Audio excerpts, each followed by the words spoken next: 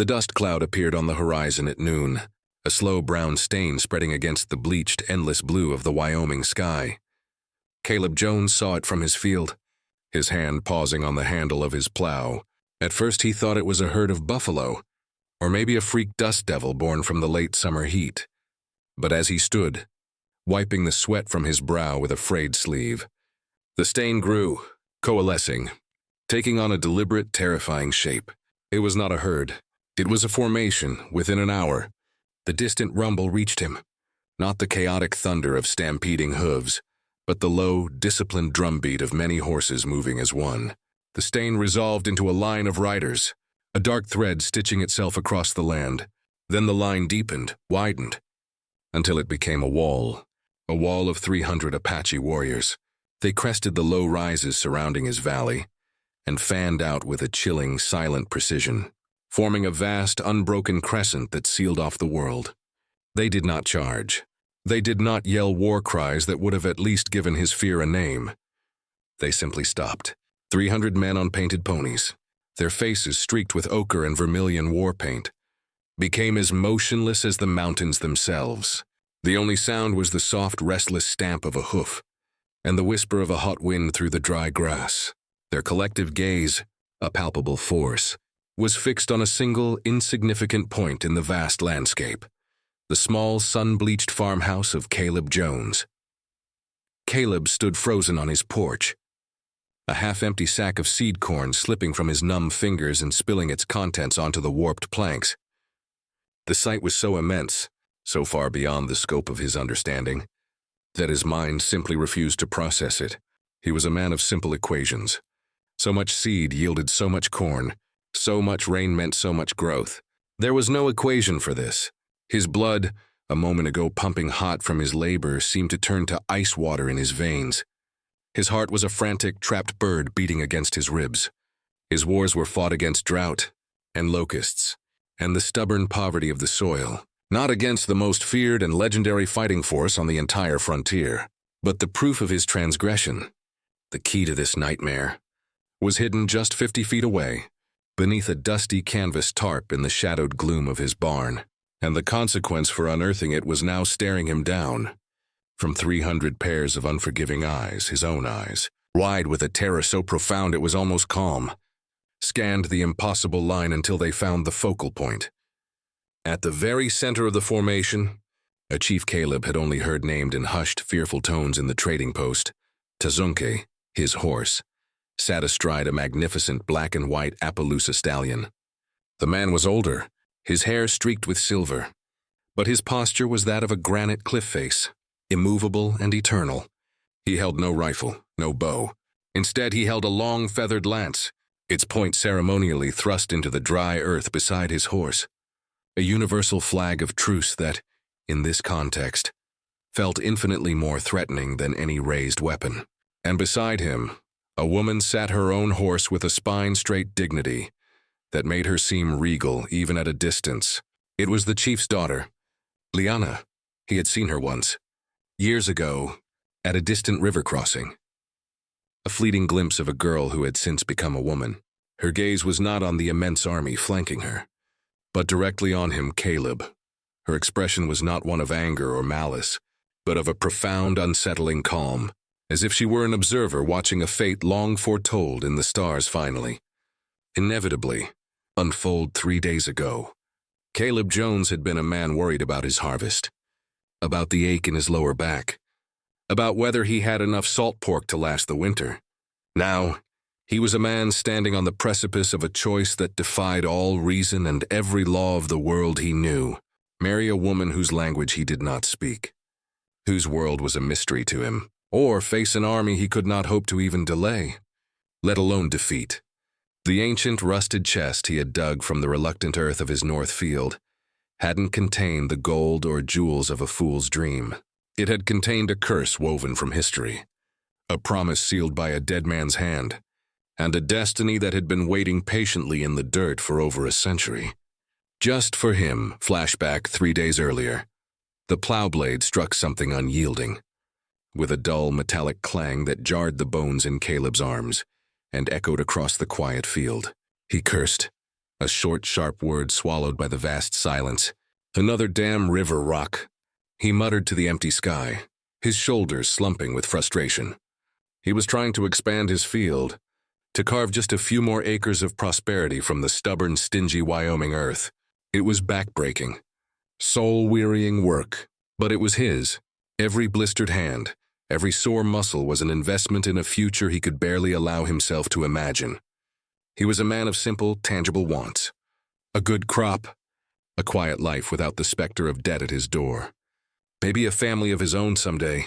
The memory of his parents, their faces pale and their bodies wasted, taken by a cholera outbreak that ripped through their Ohio town, was a quiet, constant ache that fueled his desire to build something solid, something that would last, something that couldn't be stolen by a fever or a bad season.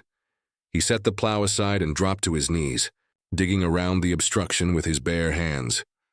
The dark, cool soil a relief against his work-roughened fingers. It wasn't the familiar, rounded surface of a river rock. It was angular. It was metal, pitted and crusted with rust, but unmistakably worked by human hands. A flicker of excitement, a childish thrill he hadn't felt in years, shot through him, but he quickly suppressed it. Don't be a fool, he told himself. It's probably just a broken piece of an old wagon, or a rusted-out kettle left by some long-gone homesteader. But as he dug wider, the shape became clearer. A chest, a long, low chest. Maybe it was an old settler's strongbox, hidden in a panic during an Indian raid.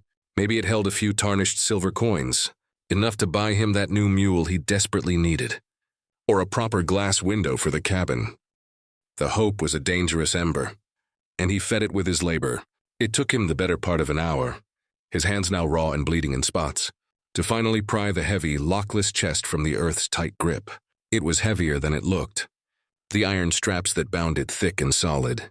With a final grunting heave, he hauled it out of the trench and dragged it across the stubbled ground into the shade and relative cool of his barn. The anticipation was a physical pressure in his chest now, a tightness that made it hard to breathe. He found his crowbar, the metal cold and familiar in his grip. He wedged the tip into the seam of the lid, the rust flaking away in orange dust. With a groan of protest from the ancient metal, the lid gave way, the hinges snapping with a sound like gunshots in the quiet barn. The lid creaked open, releasing a puff of air that smelled of old earth, dry rot, and something else, something faintly sweet, like sage and forgotten things. He leaned forward, his heart hammering now. There was no glint of gold, no stacks of silver coin winking in the dim light. His shoulders slumped for a moment before his eyes adjusted. Instead, nestled on a bed of what looked like crumbled ancient leather, lay three objects, arranged with a care that spoke of deep significance. The first was a knife. Its blade was not steel, but a long, lethally sharp shard of obsidian, black as a midnight river, catching the light in 1,000 glossy facets. It was lashed with incredibly fine, dark sinew to a handle of yellowed, polished bone, carved with faint, swirling patterns. It was beautiful and deadly, a weapon from a forgotten age, radiating a primal power that made the hair on Caleb's arms stand up. The second was a bracelet, intricately woven from strands of tarnished silver and coarse black horsehair. At its center was a single milky blue turquoise stone, veined with threads of brown, like a captured piece of the sky. The third was a roll of animal hide, supple and dry, tied securely with a frayed cord of sinew. His hands, now trembling with a sudden, inexplicable reverence that felt entirely out of place in his practical world, fumbled with the knot. It finally gave way. The hide unrolled.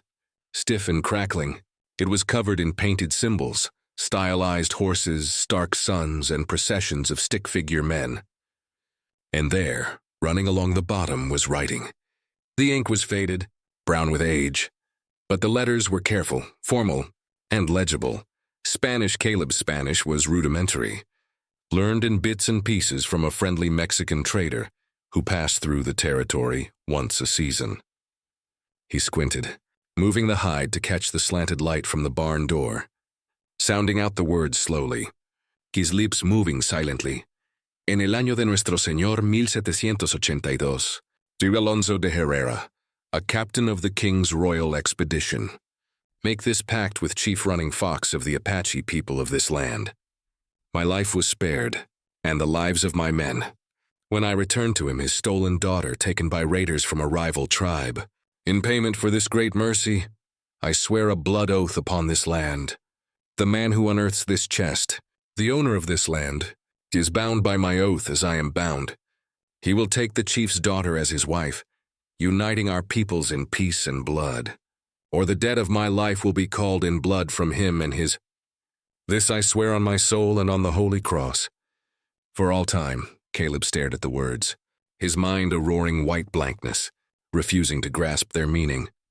A blood oath. From 1782, it was insane. It was the rambling of a dead Spanish conquistador, a ghost story written on a piece of skin. A marriage? To an Apache chief's daughter?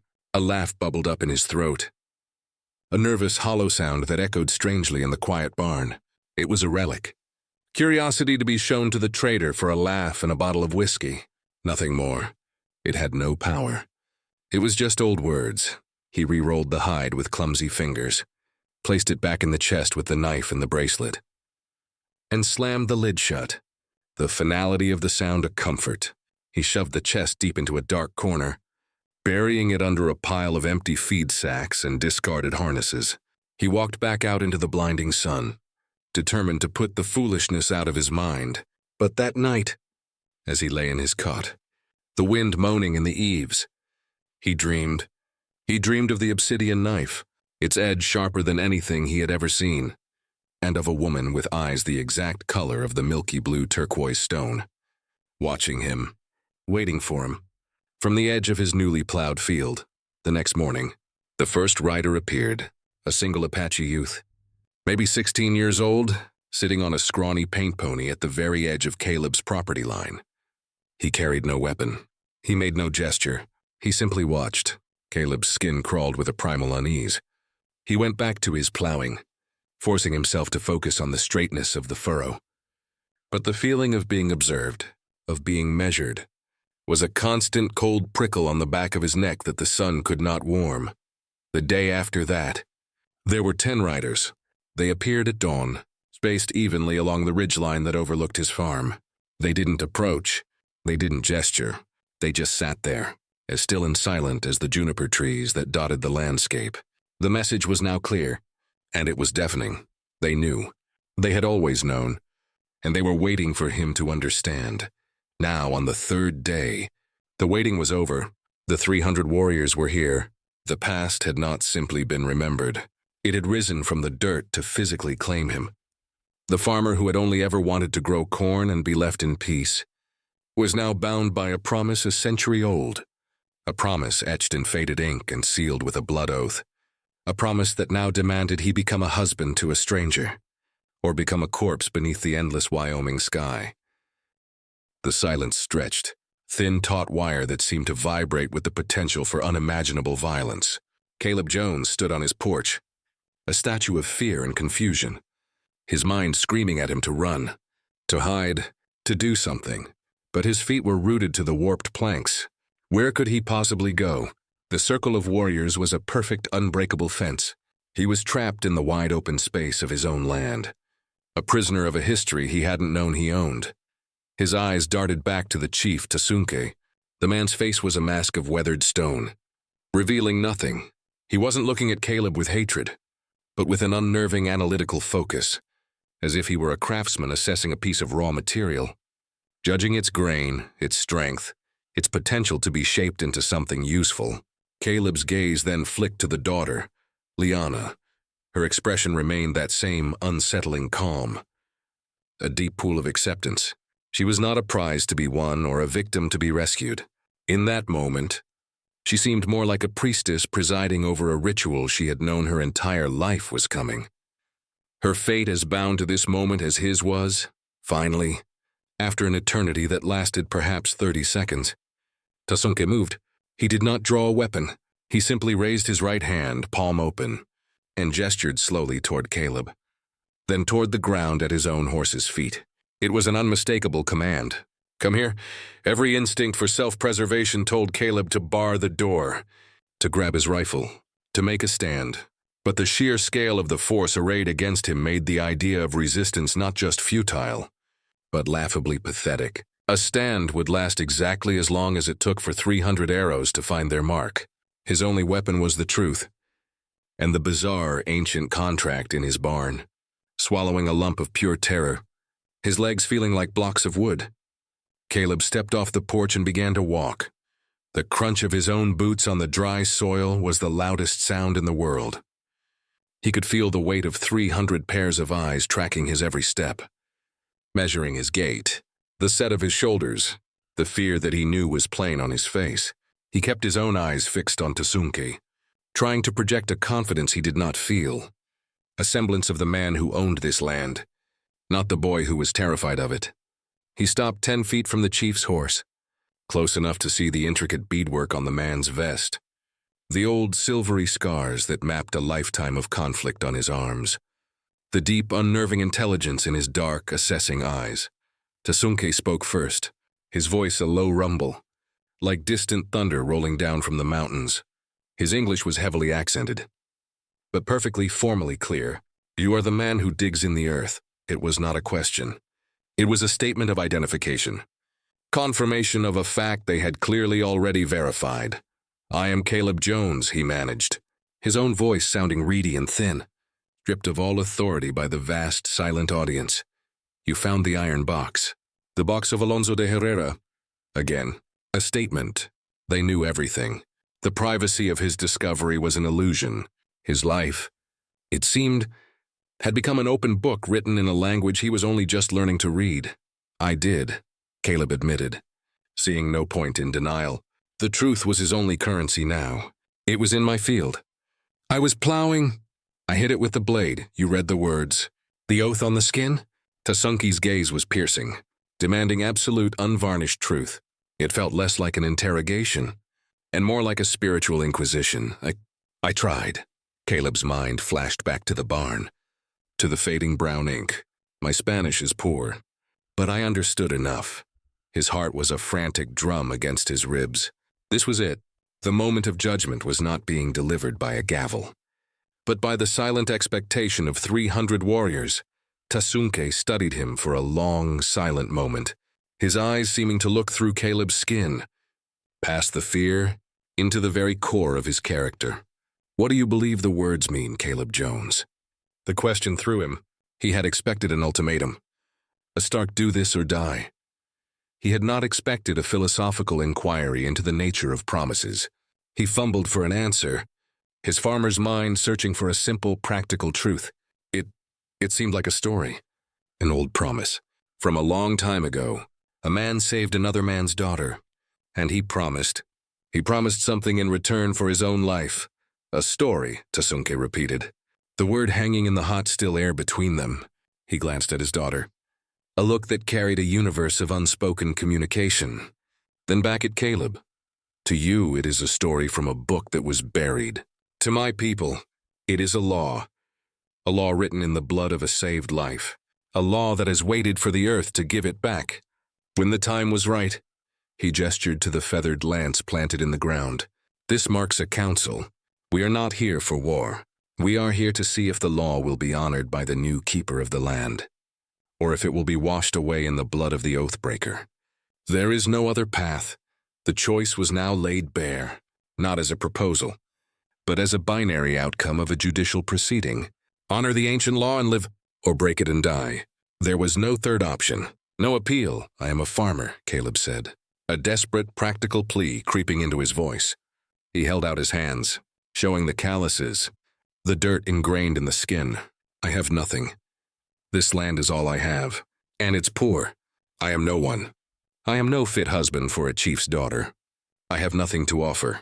It was Liana who spoke now, her voice quieter than her father's, but carrying the same immutable weight of authority. "The oath does not ask for a rich man. It does not ask for a warrior. It asks for the man who owns the land where the promise was buried. It asks for a man of this soil. That is you." She looked at him, and for the first time, he saw something other than serene calm in her eyes, a flicker of intense, intelligent curiosity. "The question is not who you are. The question is if you are a man who honors a promise. even one he did not make. That is the only measure. The simplicity and brutal clarity of her logic was devastating. He was trapped not by their weapons, but by their unwavering belief in a code of honor that transcended generations, a code that viewed a written oath as a living, breathing entity. To them, he wasn't Caleb Jones, individual. He was the current custodian of a debt, a link in a chain that stretched back to 1782, and his personal circumstances were irrelevant. "I need time," Caleb blurted out, the words escaping before he could stop them. This is not a small thing. To decide a life, my life, her life." He gestured weakly toward Liana. Tasunke considered this, his expression unchanging. He looked at the sun's position in the sky, a natural clock he could read as easily as Caleb could read the almanac. "You have until the sun touches the top of that peak," he said, pointing a long, deliberate finger toward a specific jagged summit to the west. 3 hours, then you will give your answer. To honor the oath, or to break it. With that, the chief turned his horse with a subtle pressure of his knees and walked it slowly back to the center of the line. The warriors remained, their silent vigil continuing. Caleb was dismissed. He stood there for a moment, stunned, then turned and walked back to his cabin on unsteady legs, the weight of his 3-hour reprieve crushing him more than the initial threat had. A deadline had been set. His life was now measured in the crawl of a shadow across a mountain. The first external complication arose almost immediately, as if the universe were testing his resolve. As Caleb reached his porch, the wood warm under his palms, a new sound reached him, the familiar, hated creak and rumble of a wagon, accompanied by the coarse, confident laughter of men. He looked down the valley road and felt his stomach drop into a void. It was Silas Gantry, the land speculator from Cheyenne, and his 2 brutish enforcers, Bill and Coop. Gantry was a vulture in a fine waistcoat, a man who used contracts and whispered threats to swallow up the lands of failing homesteaders. He had been circling Caleb's property for months, smelling the scent of impending failure like a shark scenting blood in the water. Gantry's wagon rolled to a stop in Caleb's yard. Well within view of the Apache line, the laughter died in the speculator's throat as he took in the scene. His jaw went slack, his face paling beneath its layer of trail dust. His 2 men, their bravado evaporating, reached instinctively for the rifles leaning against their legs. "Jones!" Gantry shouted, his voice shrill with a mixture of genuine fear and ghoulish excitement. "What in God's name is this? Have you started a war out here? Have you lost your damn mind?" Caleb stepped to the edge of the porch, his mind racing, trying to calculate this new disastrous variable. Gantry was a greedy man, and a greedy man saw opportunity in every crisis, even one involving 300 Apache warriors. "It's a council, Gantry. Not your business. Turn your wagon around and leave, now." Gantry's eyes, however, were already alight with a terrible calculating glee. He wasn't looking at the warriors as a threat anymore. He was looking at them as a tool, a force of nature he could leverage. A council? Over what? That little patch of dirt you call a farm? He let out a short, barking laugh that had no humor in it. "Looks to me like you're in a world of trouble, son. The kind of deep mortal trouble that makes a man want to sell his property cheap and ride away awful fast. My offer still stands. $50 for the title. Take it now. And this," he waved a flippant hand at the silent army, "becomes my problem. You can be in Cheyenne by sundown." A free man, the audacity of it, the sheer monstrous opportunism, took Caleb's breath away. Gantry saw the apocalypse on his doorstep and thought only of profit. The man's mind operated on a level of pure, predatory capitalism that was both horrifying and, in a twisted way, brilliant. If Caleb sold, the oath would be technically broken because he would no longer be the owner of the land. The new owner would be Gantry, a man who would undoubtedly scoff at the ancient hide and be killed for his refusal, leaving the land free for Gantry's company to claim through some legal maneuver. It was a monstrous plan, but it was a potential exit. But it was also the coward's way out. Sell the land, break the chain of the oath, and run. Let Gantry face the consequences of his own greed. Save his own skin. He looked at Gantry's smug, avaricious face, at the cold eyes of his hired men. Then he looked past them.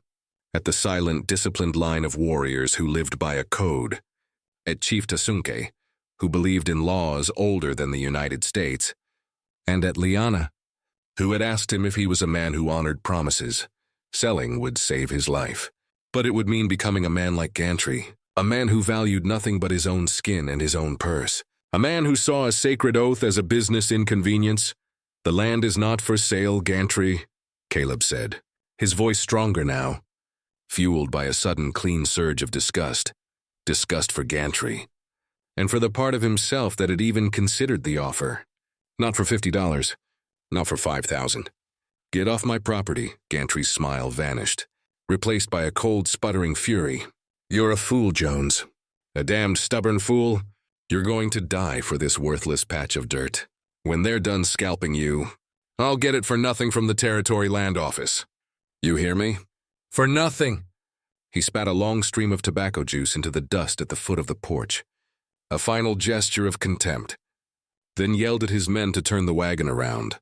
As the wagon rattled away, kicking up a cloud of shame and anger, Caleb was left alone again with the army and his decision. The first complication, the external threat of Gantry's greed, had been resolved, but it had forced him to confront the true, deeper nature of the choice. It wasn't just about life or death anymore. It was about what kind of man he chose to be in his final hours. A man who ran from a promise, or a man who, against all reason and self-interest, stood by a promise he found in the dirt, simply because it was the right thing to do. He had 2 hours left, and he knew, with a certainty that settled deep in his bones, that he needed to look again at the contents of that chest. He needed to understand not just the words, but the spirit of the man who wrote them. The confrontation with Gantry had left a bitter taste in Caleb's mouth, a residue of the man he could have chosen to become. As the speculator's wagon disappeared in a cloud of its own spite, Caleb turned his back on the road and faced the silent, waiting circle of warriors. The choice was now starkly, terrifyingly simple. He could not outrun this. He could not sell his way out of it. He had to face it. He walked back into the dim coolness of his cabin, the familiar surroundings feeling alien and fragile, like a dollhouse that could be swept away by a single gust of wind. His eyes went immediately to the dark corner of the barn, visible through the open back door, where the chest was hidden. It was no longer a curiosity. It was the center of the universe, the fulcrum upon which his life would pivot. He had 2 hours to decipher its final secret, to find some thread of understanding he could pull to unravel this impossible knot. He dragged the chest from its hiding place, the iron strap scraping harshly against the packed earth floor. The dust motes swirled in the slants of light cutting through the barn walls, dancing around him like anxious spirits. He opened the lid, the smell of age and dry leather rising to meet him. This time, he did not look at the objects with the eyes of a hopeful treasure hunter or a baffled farmer. He looked at them as a man on trial examines the evidence against him. He picked up the obsidian knife first. It was lighter than it looked, perfectly balanced. The edge, even after a century in the ground, was still wickedly sharp. He ran his thumb carefully along the flat of the blade, feeling the cool, glossy surface. This was not a tool for farming or for eating. This was a weapon of war and ceremony. It was a symbol of the world he was being asked to enter, a world of stark beauty and lethal sharpness, where a promise could be as cutting as a blade. Next, he picked up the bracelet. The horsehair was coarse against his skin, the silver strands tarnished black in their crevices.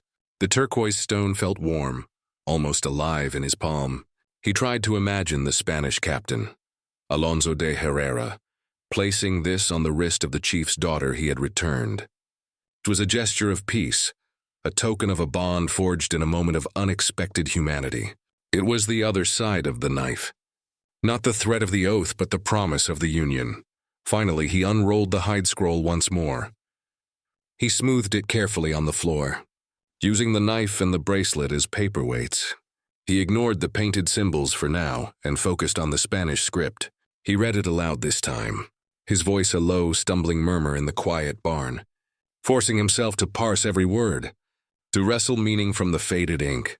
In the year of our Lord, 1782, Alonso de Herrera, a captain of the King's Royal Expedition. Make this pact with Chief Running Fox of the Apache people of this land. My life was spared, and the lives of my men when I returned to him his stolen daughter, taken by raiders from a rival tribe. In payment for this great mercy, I swear a blood oath upon this land." He paused, his finger tracing the words blood oath. It wasn't just a phrase. The Spaniard had meant it literally. He had sworn on his soul, on his God, and on the very soil beneath Caleb's feet. The land itself was the witness and the guarantor of the promise. The man who unearths this chest, the owner of this land, is bound by my oath as I am bound. He will take the chief's daughter as his wife, uniting our peoples in peace and blood, or the debt of my life will be called in blood from him and his. This I swear on my soul and on the holy cross." For all time, Caleb sat back on his heels, the full crushing weight of the words finally settling upon him. It was not a request. It was not a suggestion.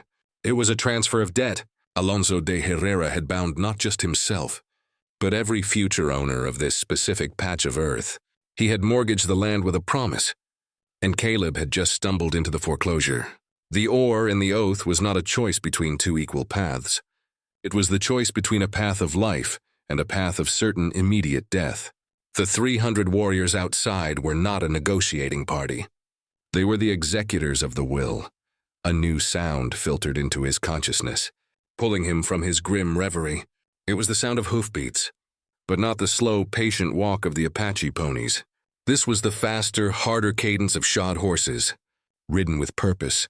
His blood ran cold. Gantry. "He's come back with the sheriff." He rushed to the front window, peering through a crack in the shutter. It wasn't Gantry. It was worse. 3 riders in the dusty blue uniforms of the U.S. Cavalry were trotting up the road, their guidon flag flapping limply in the still air. They were led by a lieutenant with a stern, clean-shaven face, and the rigid posture of a man who believed entirely in the authority of his uniform and the government it represented. They saw the Apache circle and reined in hard, their hands going to their carbines. The delicate, silent standoff was shattered. The lieutenant, his voice projecting officialdom, shouted across the distance, "Chief Tasunke, by the authority of the United States government, you are ordered to disperse your warriors and withdraw from this property. This is a violation of the Fort Laramie Treaty." From his position on the line, Tasunke turned his head slowly. He did not shout back. His voice, when it came, was calm, but carried with an authority that was centuries older than the lieutenant's commission. "We are not on the warpath, Bluecoat.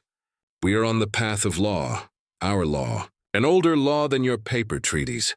There is no law but federal law on this land," the lieutenant retorted, his confidence bristling. "Now stand down, or I will be forced to report this as a hostile action." This was the second, far more dangerous complication. The cavalry saw a hostile Indian gathering. They did not see a council. They did not understand a blood oath. They saw a threat to be eliminated, a battle to be won. If they opened fire, the delicate balance would explode into a massacre. Caleb would be caught in the middle, and the promise of the chest would be drowned in gunfire. He had to act. Now, throwing caution to the wind, Caleb burst out of his cabin, his hands raised high. "Lieutenant, wait!" All eyes turned to him.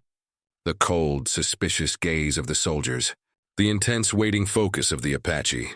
"This isn't an attack," Caleb said, striding into the no-man's land between the two forces.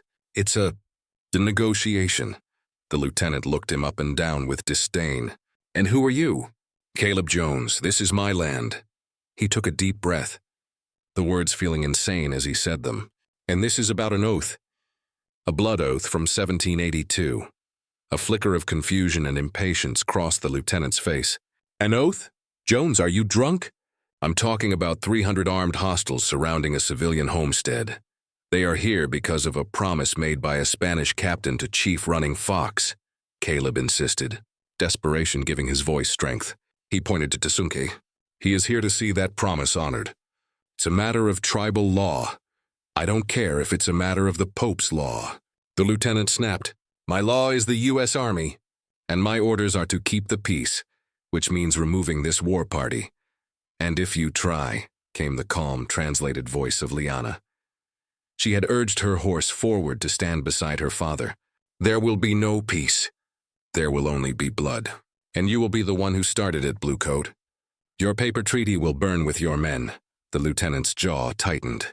He was a man of action, not diplomacy. He was trained to see a clear enemy, and the Apache line was the clearest enemy he had ever seen. Caleb could see the calculation in his eyes. A swift, decisive charge could break the circle, scatter the warriors, and be written up as a brave victory in his report. The nuances of a century-old promise meant nothing to him. Caleb realized then that words were not enough. He had to show them. He had to make them see. "Wait here," he said to the lieutenant. And before the officer could protest, Caleb turned and ran back to the barn. He emerged moments later, clutching the ancient hide scroll in one hand and the obsidian knife in the other.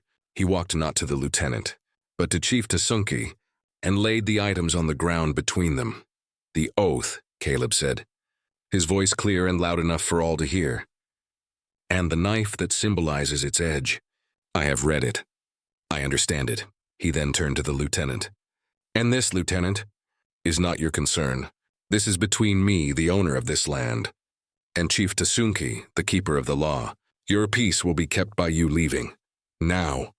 The lieutenant stared, his righteous anger faltering in the face of such bizarre, unwavering conviction.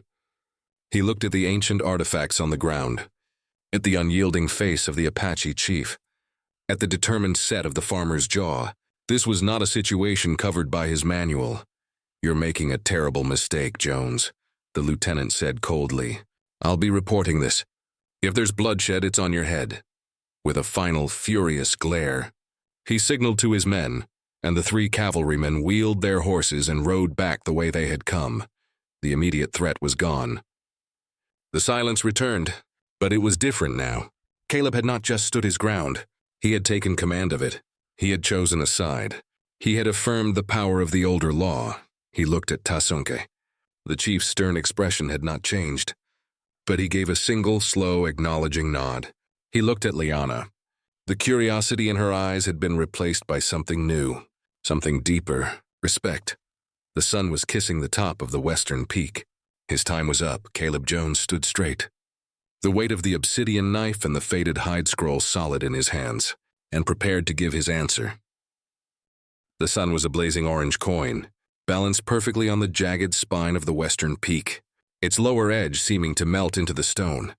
The 3 hours were gone, evaporated in the crucible of fear, greed, and revelation that had tested Caleb Jones's soul more fiercely than any drought or hard winter ever had. The land was bathed in the long golden light of late afternoon, casting deep purple shadows that stretched from the silent warriors toward Caleb's cabin, like accusing fingers. The air, once thick with the promise of violence, now felt thin and electrically charged, as if the world itself was holding its breath, waiting for the single word that would determine whether this valley would become a graveyard or a birthplace. Caleb stood before Chief Tasunki, the ancient hide scroll clutched in his sweaty left hand, the cool, deadly weight of the obsidian knife a solid reality in his right. He had run out of time to think, to doubt, to second-guess. All the frantic calculations, the desperate searches for a third option, had led him here. To this irreducible point, all that remained was the choice itself, and the fundamental definition of the man he would become. In the moment of making it, he looked from the chief's impassive, weathered face to Liana's, which was now a mask of solemn, unwavering expectation. He let his gaze sweep across the faces of the warriors, no longer just a terrifying, monolithic force, but individuals, young men with fierce pride burning in their eyes, older veterans with faces carved by wind and war, their eyes holding a knowledge of sacrifice he could only guess at. All of them, every single one, were bound to this same ancient code, this law of the land that he, an outsider, had just been asked to uphold. "The sun touches the mountain," Tasunki said, his voice a low, resonant rumble that carried the absolute finality of a judge's gavel. It was not a threat, but a simple statement of fact. The time for the verdict had arrived. You have walked with the words of the one who came before. You have felt the edge of the promise he left in the earth. What is your answer, Caleb Jones, keeper of this land? Do you honor the blood oath of Alonso de Herrera and accept the bond it demands? This was the climax, not a battle of bullets and bows, but a battle of wills, the principles, of two vastly different worlds colliding on the common ground of a single, profound choice. The confrontation with Gantry had shown him the hollow, greedy man he refused to become. A man who saw everything, even a sacred oath, as a transaction. The confrontation with the cavalry had shown him the brittle nature of the world of men and their paper laws. A world that could be swept away in an instant by an older, deeper truth. He thought of the Spanish captain, Alonso de Herrera, a man impossibly far from the courts and cathedrals of his home, who had found himself in a moment of stark moral clarity. He had chosen honor over expediency, humanity over conquest. He had saved a life, and in return, he had sworn an oath that would outlive him, an oath that had waited patiently in the dark, silent earth for over a century, waiting for the right man, the necessary man. To find it, Caleb took a deep, shuddering breath, the dry, clean air of the high plains filling his lungs, a taste of the freedom he was about to either claim or forever surrender. He looked directly at Tasunke, meeting the chief's powerful gaze without flinching. Then his gaze shifted and settled on Liana, holding her dark, perceptive eyes, trying to convey the tumult of thought and feeling that had brought him to this ledge. I have lived my whole life by simple rules. Caleb began, his voice finding a steadiness he didn't know he possessed, growing stronger and clearer with each word. The rule of the seed. You plant it with hope. You tend it with care. You reap what you have sown. The rule of the seasons. You cannot fight the winter. You can only prepare for it, and have faith in the spring. And the rule of a man's word. A man's word is his bond. It is the one thing he truly owns, the currency of his character. He held up the brittle hide scroll, its edges crumbling slightly in his grip. When I first found this, I thought it was just a story, a curious relic. But I was wrong. A story is just a promise told across time. It is a hand reaching out from the past, waiting for a hand in the present to grasp it. He gestured to the land around them, the field he had plowed, the cabin he had built. This promise was made on this land. Captain Herrera gave his word here. His word, his oath, became part of this soil when he buried it here, as much a part of it as the rocks and the clay. And I am part of this land. My sweat is in this soil. My hopes are rooted here. To deny the oath is to deny the land itself. It is to say that the history of this place began with me. And that is an arrogant and foolish lie. He paused, letting his words hang in the sacred, listening silence. The entire universe had shrunk to this small, charged circle. A simple farmer, a powerful chief, his courageous daughter, and the ghost of a Spanish captain whose promise bound them all together.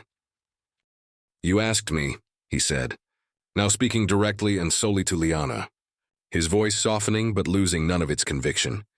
If I am a man who honors a promise he did not make, he shook his head slowly, a sad, wise smile touching his lips. I have come to believe that a man is not just defined by the promises he makes himself, but by the promises he chooses to keep. The promises he sees are true and right, even when they are difficult, even when they cost him everything he thought he wanted. He looked down at the obsidian knife, its glossy surface reflecting the fiery sky. This land is my life. Its history is my history now. Its debts. He met her gaze again. Its debts are my debts. He turned back to Tasunke, squaring his shoulders, standing as tall and straight as the pines on the ridge. The last vestiges of fear, the cold knot that had been lodged in his gut since the dust cloud appeared, were gone, burned away by the pure, clarifying fire of his decision. He knew, with a certainty that went deeper than thought or reason, down into the bedrock of his soul, that this was the only path that led forward into a future. Every other path led only to an end. I may be just a farmer, Caleb declared, his voice ringing out, clear and firm, carrying to the farthest warriors in the circle. I have no chests of gold, no army at my back, no great name that echoes in the halls of power. But I have my word. It is all I have ever truly had. And my word is that I will honor this oath, in a movement that felt both utterly foreign and completely natural. Caleb knelt on the hard-packed earth. It was not a gesture of submission, but one of commitment. He placed the obsidian knife and the unrolled hide scroll on the ground between himself and the chief. It was an offering. It was a pledge. He was laying his old life down and accepting the new one. I, Caleb Jones, accept the bond. I will take Liana as my wife. I will honor the oath of Alonso de Herrera. For a long, suspended moment, there was no reaction. The silence was so profound and heavy. He could hear the whisper of the wind over the dry grass, the call of a distant hawk, and the frantic, triumphant beat of his own heart. Then a shift occurred in the world. It was not a cheer or a shout of victory. It was a collective, audible exhalation from 300 warriors, a subtle relaxation of bowstrings, a slow lowering of lances, a nodding of grave, approving heads. The immense, suffocating tension that had held the valley in a vice grip for hours shattered, not with a violent crash, but like a great river of ice finally melting in the warm sun, flowing away to reveal the fertile ground beneath.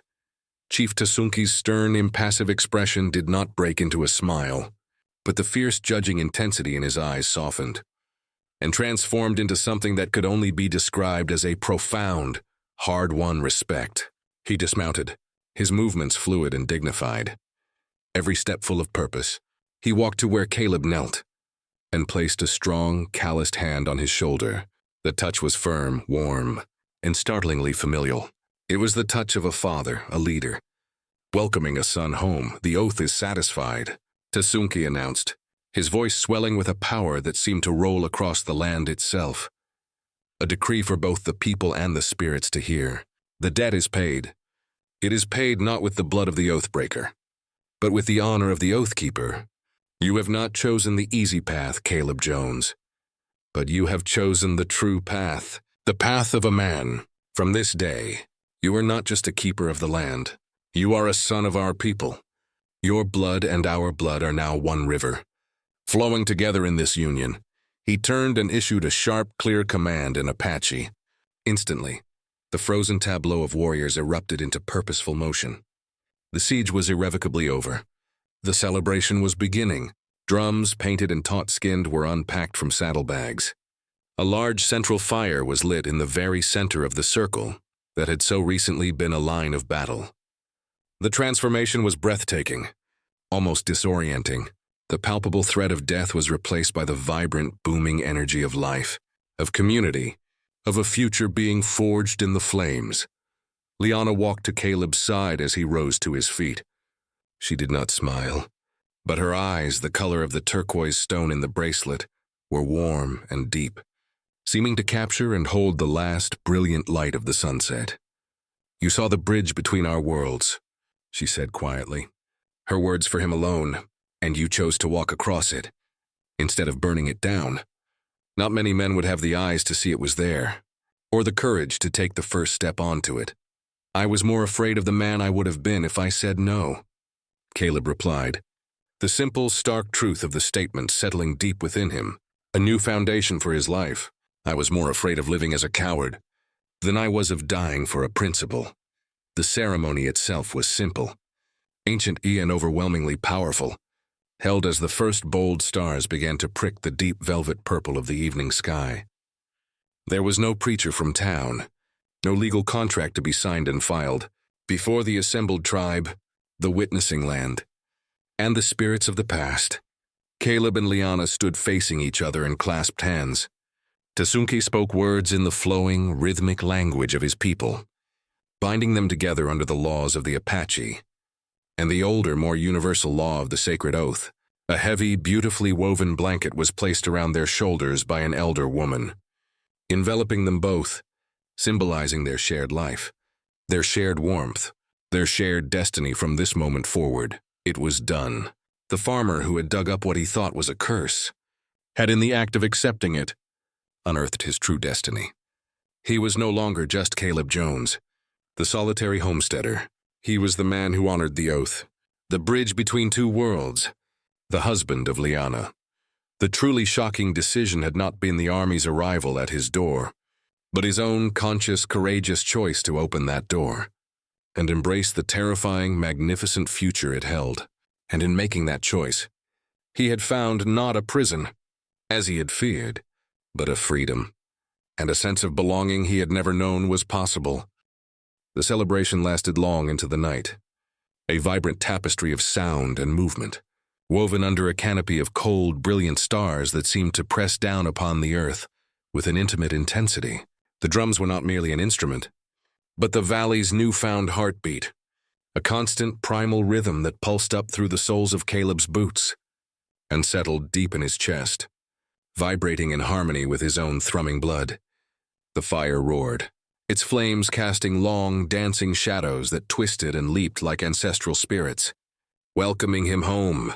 For Caleb, standing with the heavy, beautifully woven chief's blanket around his shoulders, and Liana, a solid, calm presence at his side, the experience was a disorienting whirlwind that slowly, irrevocably, transformed into the most profound sense of belonging he had ever known. He was no longer an outsider, a frightened farmer staring into the terrifying unknown from the fragile safety of his porch. He was at the very center of the circle, the reason for the celebration, a man being woven into the living fabric of a people and their history. He tasted unfamiliar spicy meats and flat, earthy bread. He smoked the long-stemmed ceremonial pipe, as it was passed to him by grizzled warriors whose earlier lethal stares had been replaced by a gruff, approving warmth, their hands clapping his back with a force that spoke of acceptance. He listened, his heart swelling with a strange, fierce pride, as the singers by the fire began to weave the story of the lone farmer and the ancient chest into their traditional songs. His own name, Caleb, spoken in their language, becoming part of their oral history. He was no longer just Caleb Jones, the man who worked the dirt. He was Caleb, the oath keeper, the bridge builder, the husband of Liana. The dawn broke, clean and sharp, washing the valley in a pale, liquid gold that promised a new beginning. The 300 warriors, their sacred purpose fulfilled, moved with a different energy. They did not simply melt back into the landscape from which they had emerged. Instead, under Tasunki's calm, authoritative direction, they became a force of creation. They were not merely a war party.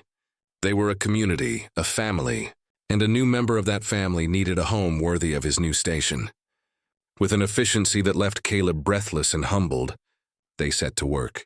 His old, cramped, and lonely cabin was dismantled with a respectful ceremony, its logs carefully set aside.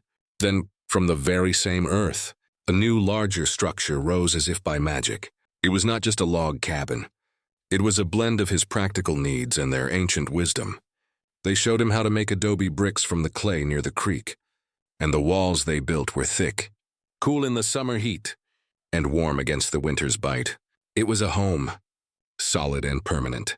Then, with the same focused purpose, they constructed a separate covered space at the front, open on one side to the world. "This will be the trading post," Tasunki declared, his voice leaving no room for argument. "A place of meeting between our peoples, a place protected by the bond that now exists here. It will be a sign of the peace we have forged." In the space of a single day, the failing, isolated farm was reborn as a thriving, strategic outpost of peace and commerce, its very foundations laid by the hands of those who had come to either welcome or destroy him.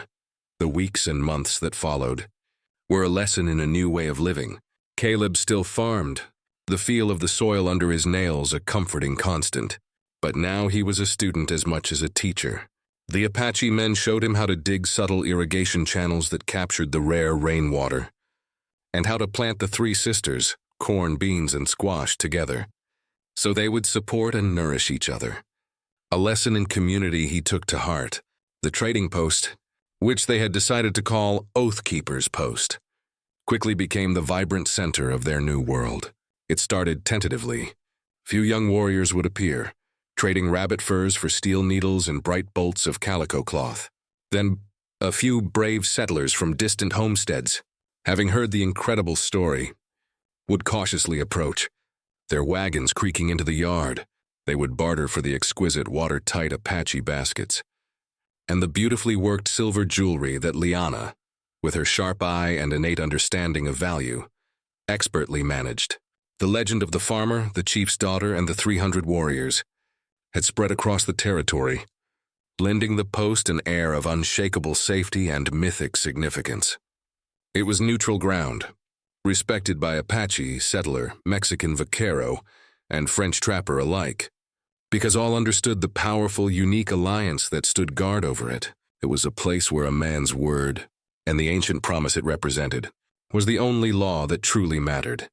Liana was the brilliant, steady engine of this new world. The intelligence and quiet resolve he had glimpsed in her during the standoff now shaped their daily existence. She was a naturally shrewd trader, her voice calm but firm during negotiations. She was a translator, not just of words from English to Apache and back, but of the subtle cultural meanings behind a gesture, a silence, a demand. She became a respected voice, her counsel sought by the women of the tribe, and listened to with respect by the warriors and elders. The bond between them, which had begun as a duty forged in the cold fire of necessity, slowly warmed and deepened in the gentle, steady rhythm of their shared life. It was built not in grand gestures, but in 1,000 quiet moments, her patiently teaching him the meanings behind the intricate symbols she painted on the pottery she crafted. His large, clumsy hands carefully following her guidance, him showing her how to tend the unfamiliar tomatoes and potatoes in his garden. Her laughter, a soft musical sound when his first attempt at explaining their needs resulted in a comical overwatering. It was a partnership built on mutual respect that gradually, and to his continual wonder, bloomed into a deep, abiding, and quiet affection. The hollow ache of loneliness that had been Caleb's constant, silent companion since the day he buried his parents finally truly began to heal, filled by the warmth of a family and a community he had never dared to dream of. One evening, nearly a full year after the standoff that had rewritten his destiny, Caleb returned from checking the new irrigation channel the men had helped him dig. The sun was a fading ember on the horizon, setting the clouds on fire. He found Liana not at the hearth preparing the evening meal, or at the trading counter tallying the day's goods, but standing on the porch of their solid adobe home, her profile silhouetted against the brilliant sky.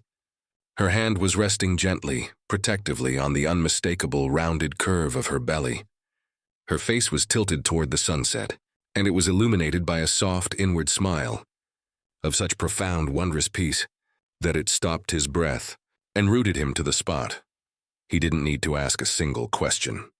He saw the magnificent truth in the serene, life-filled curve of her body, in the new, deep, radiant light that seemed to emanate from her very core.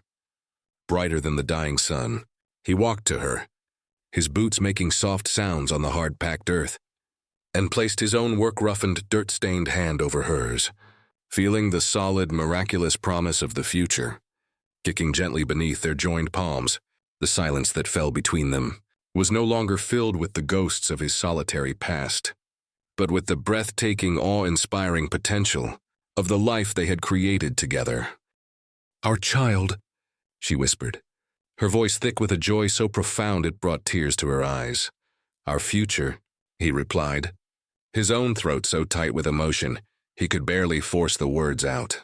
The man who had been convinced he would die alone and forgotten on his stubborn patch of dirt was now impossibly building a legacy, a dynasty.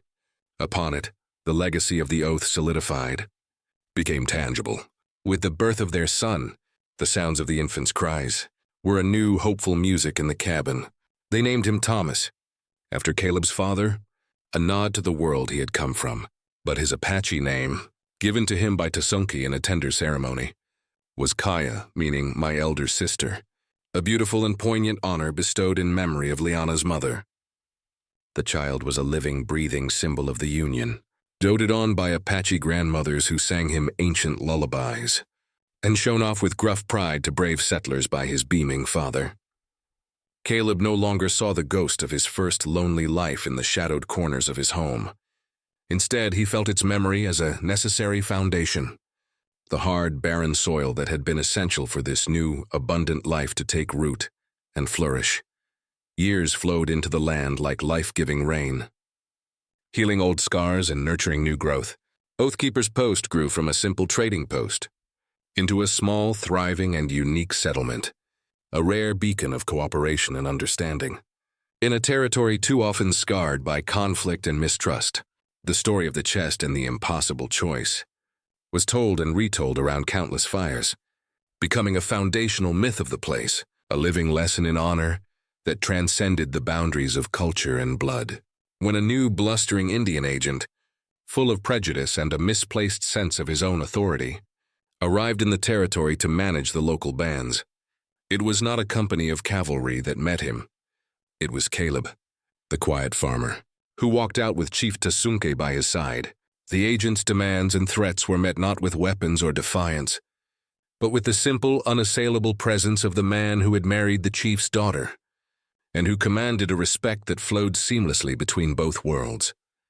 The agent, his authority neutered by a power structure he could not comprehend or challenge, soon left, his paperwork and prejudices rendered meaningless. One evening, an old Caleb, his hair the color of the winter sage that dotted the hills, and his face a kindly map of a life well lived, sat on the porch with his son Thomas. The young man, now a strong and confident 18, was preparing to ride south to Santa Fe to establish a second trading post, a bold extension of their family's legacy of bridge building.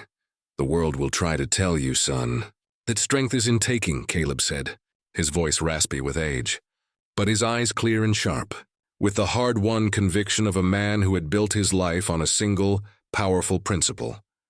He pointed a gnarled, still strong finger toward the north field, where the plow had struck iron a lifetime ago. "They will tell you that promises are made to be broken. When they become too heavy, too inconvenient, they are wrong. I learned that the truest strength a man can ever have is in keeping a promise, in giving your word, and then standing by it, no matter the storm it brings. That chest, they would have called what was inside a curse. But it was a test, the greatest test of my life, and in accepting it, in choosing to honor it, I found everything I never knew I was missing. I found a family. I found a purpose. I found myself," Thomas nodded, his own young face serious, understanding the immense weight and value of the legacy he was being entrusted to carry forward. He was not just a merchant setting out to make his fortune. He was a keeper of a sacred promise, a living bridge between worlds, a walking testament to the transformative power of a single, righteous choice. As Caleb watched his son ride out, the young man's back straight and his future bright with promise, Liana's hand, now lined with the years but its grip still firm and sure, found his. They were old now, their love a quiet, deep-rooted thing, as enduring as the mountains that surrounded their valley. The reclusive, broken farmer and the chief's daughter, once branded by their respective worlds, had built something infinitely greater than a cabin or a trading post. They had built a family. They had fostered a community. They had written a story of peace with their lives, a story that would be told and retold for generations, long after their names were spoken for the last time. The man who had been given a marriage proposal he could not refuse had ultimately discovered it was the greatest, most liberating gift he had ever received. He had been given a purpose that filled his soul, a partner who was his equal in every way, and a love that was as vast, deep, and enduring as the prairie sky above them. The debt had been paid 1,000 times over, not in coins of gold or spilled blood, but in a life truly, deeply, completely, and honorably lived. The world will often judge you by what you have, your land, your wealth, your power. But your true legacy is not in what you possess, but in the promises you keep, in the bridges you build. The easiest choice is often the one that serves only yourself. But it is the difficult, righteous path, the path of honor, sacrifice, and trust, that forges a life of profound meaning, mends the fractures between worlds, and creates a story that outlives you, inspiring generations to come. The greatest treasures are not found in chests of gold, but in the courage to uphold an oath, bound in the dirt.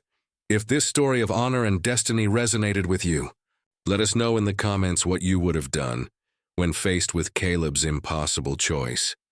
And for another incredible tale where a single decision changes the course of a life forever, click the video on your screen now. Don't forget to subscribe and hit the notification bell. Your support helps us keep bringing these powerful stories of the frontier to life.